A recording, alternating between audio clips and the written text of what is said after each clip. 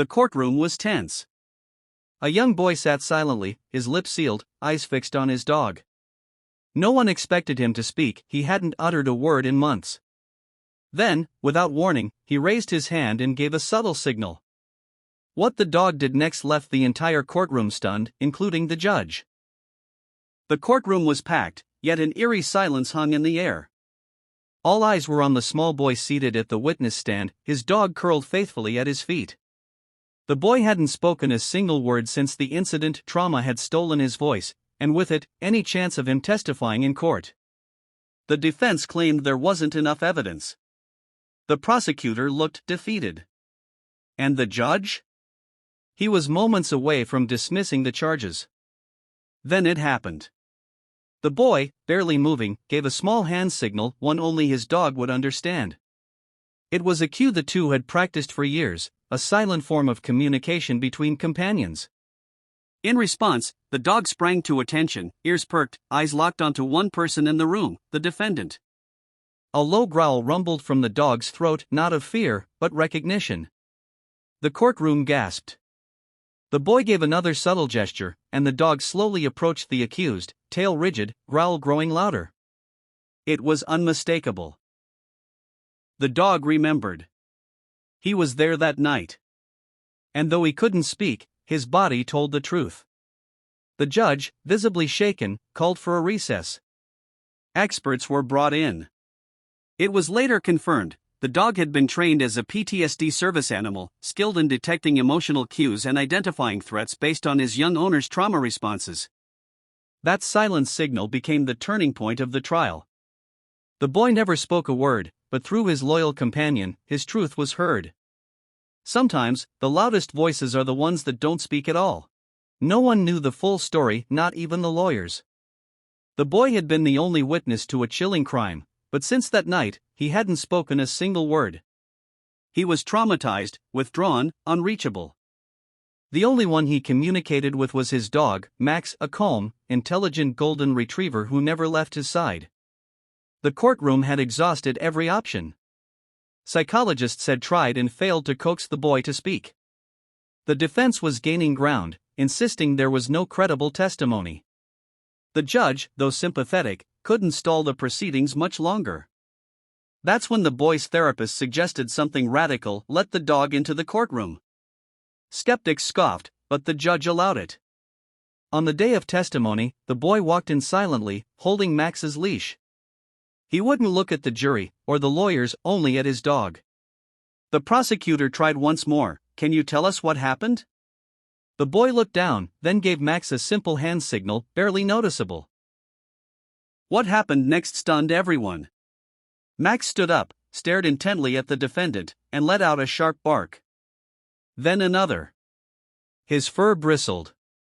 He moved between the boy and the accused, growling low, his posture protective, alert, almost accusing. Gasps filled the courtroom. The judge ordered a recess, and experts reviewed the dog's response. It was confirmed, Max had been trained to detect signs of fear and anxiety, and to react defensively in the presence of those associated with trauma. The boy didn't speak a word. He didn't have to. That simple, silent exchange told the jury everything they needed to know. Behind the silence was a secret. And a dog who helped bring it to light.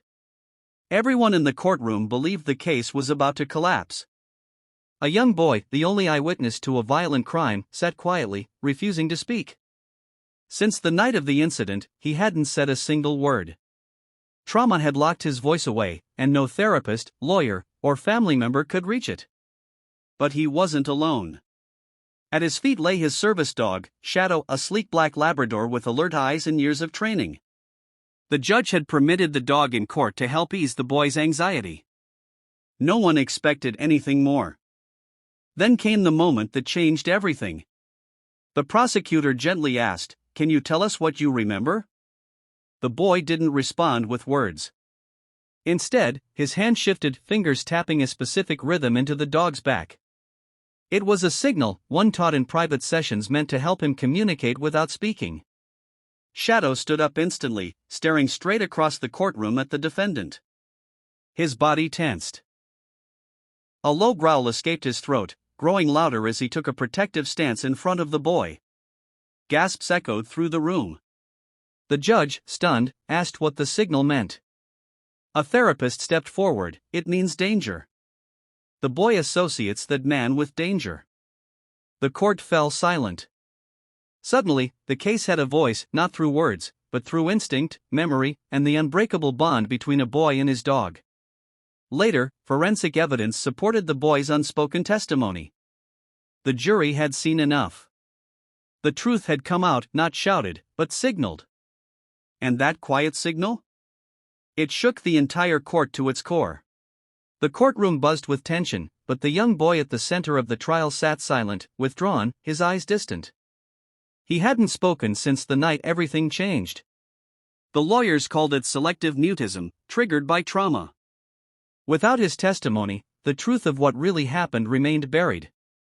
By his side lay his service dog, Luna, a gentle, silver-coated husky trained to respond to the boy's emotions. Most thought she was only there for comfort. No one imagined she held the key to unlocking the case. Until that moment. The defense attorney questioned a witness, casually pointing toward the defendant. As the man spoke, Luna's ears shot up. She stood, body tense, and let out a sharp, warning bark. The boy flinched, but kept his eyes locked on Luna. Slowly, without looking up, he touched her back, fingers tracing a subtle, practiced pattern. Luna growled deeply. Then she did something no one expected. She stepped in front of the boy, placed herself between him and the defendant, and refused to move. Gasps filled the room. "What just happened?" the judge asked. The boy's therapist stepped forward, eyes wide. "That signal," the boy just told Luna, "it's him. Luna's reacting to a threat." Suddenly, the silence made sense. The fear. The trauma. The boy had known all along, but couldn't say it. Luna had known too, in a way no human could.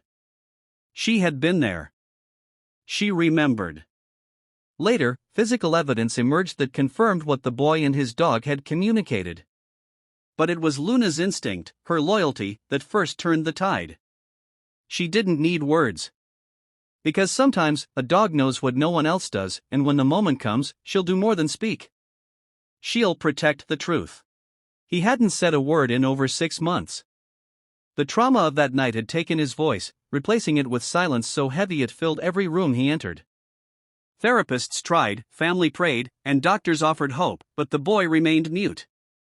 The only one he seemed to connect with was his dog, Milo, a golden retriever with gentle eyes and an uncanny sensitivity to the boy's moods. When the trial began, the boy was the only living witness. The courtroom sat in quiet anticipation, but expectations were low. Without verbal testimony, there would be no conviction. The defense leaned confidently on that silence.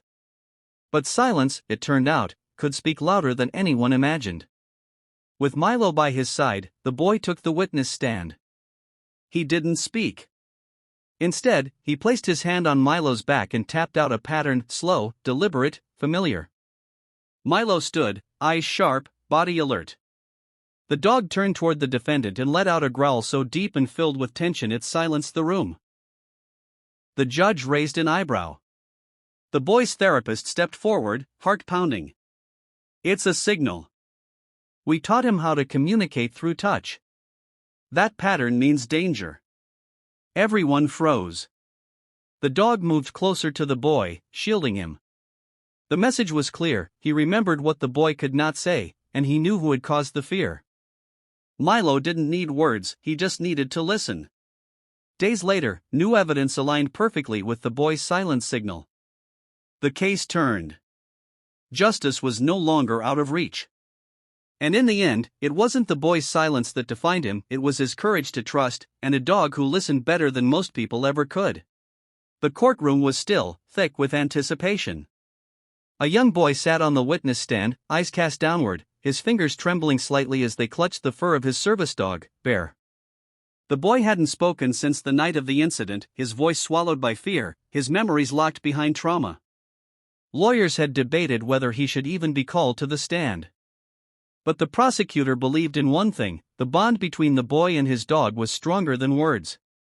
The judge watched with mild skepticism, clearly doubting that anything useful would come of this. The defense smirked, confident the silence would serve their case. Then came the moment. The boy looked at Bear and pressed 2 fingers against the dog's back in a distinct pattern. A quiet signal, practiced many times before. Bear instantly rose, alert, and turned toward the defendant. His muscles stiffened, ears pinned, and a deep growl escaped his throat. The courtroom gasped. "What does that mean?" the judge asked, sitting forward. The therapist spoke, her voice steady. "That signal means the boy recognizes the person who hurt him. The dog is trained to respond to that confirmation." The judge's eyes widened. He glanced at the boy, still silent, still small, but now unmistakably brave. Then he looked at Bear, who stood like a guardian, staring down the man at the defense table. It wasn't a testimony in the traditional sense. There were no dramatic words, no cross-examinations. Just one signal. One truth. And one judge who now saw everything differently. What followed was a shift in the case's direction, as new evidence was reviewed under fresh light. But it all started with that single, silent moment. Because sometimes, all it takes is one signal to uncover the truth and leave a courtroom stunned.